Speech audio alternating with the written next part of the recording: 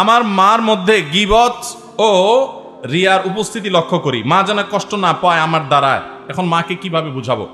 দেখুন, মুখ খারাপ না করে, চিল্লাচিল্লি না করে, রাগারাগি না করে সুন্দর করে যদি বোঝানো হয় যে মা, কারোর পিছনে কথা বললে আল্লাহ নারাজ হয়, গীবতের গুনাহ হয়, এটা মৃত মানুষের গোশত খাওয়ার চাইতে ভয়ঙ্কর বা ওইরকম একটা অপরাধ, মাকে যদি বোঝানো হয় সুন্দর করে, তাহলে সেক্ষেত্রে মা বুঝার কথা। এবং যদি মনে হয় যে না, ভালো কথা বললেও মা উল্টা বুঝে, তাহলে অন্য কাউকে দিয়ে বুঝাবেন, আল্লাহর কাছে দোয়া করবেন, মাকে শুনে শুনে আরেকজনকে বলবেন। যেভাবে হলে আপনার কাজ হয়ে যায় সেভাবে চেষ্টা করবেন, কিন্তু আপনার চেষ্টা করা উচিত। যদি আপনি সরাসরি বলতে গেলে অসুবিধা, বলবেন না, আরেকজনকে শুনে শুনে মাকে শুনে বলবেন। কোনো আলেমের ভিডিও চালায় দিবেন, মা নিজে দেখতেছেন এমন ভাব ধরবেন, মা শুনে যেন। অনেক পোলাপান আছে নিজের বিয়ের কথা মা বাপরে শুনাইতে পারে না, তো কোনো হুজুর এরকম ওয়াজ করলে ওইটা একটু ভলিউম বাড়ায় দিয়ে শুনে, চালায় দিয়ে টয়লেটে চলে যায়।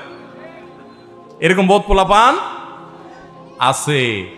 তো শেয়ানা হলে নিজের কাজ আদায় করার বুদ্ধি ঠিকই বাইর করে নিবেন।